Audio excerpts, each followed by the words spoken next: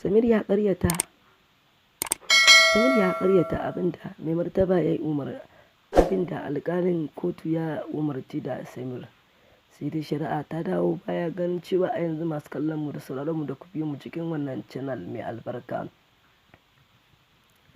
Ikram ta yi Allah wadarin da Salim ganin cewa ya keta mata rayuwarta a yanzu ya cuce ta kuma ya sa mata nakasan da ba za ta taɓa mantawa da shi ba.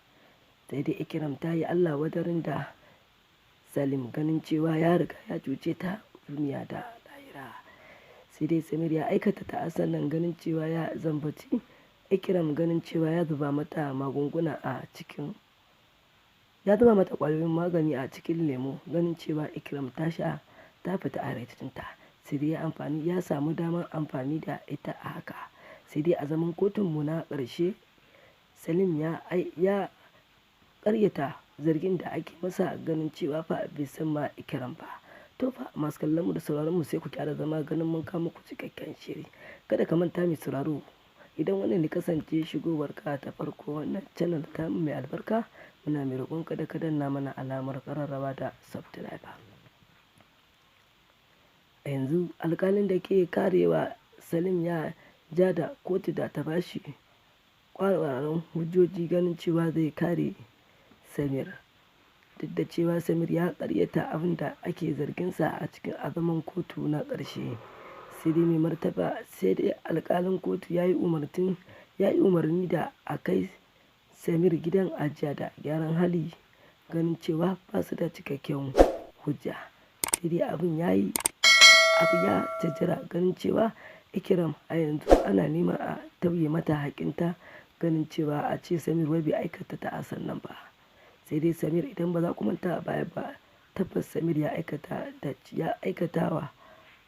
aice da mahaifinsa ya aikata da abin da Ikram take faɗa.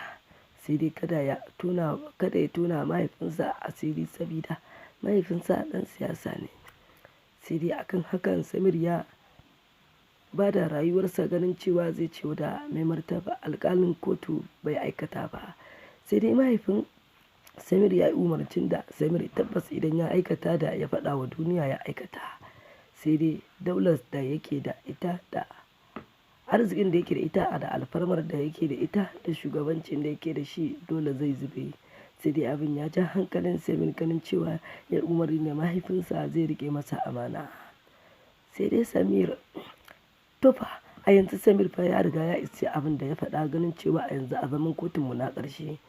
Sai dai Ikram ta yi Allah wadarin da Salim ganin cewa har da ahalinsa da mahaifinsa ganin cewa Samir ya ƙaryata zargin da ake masa.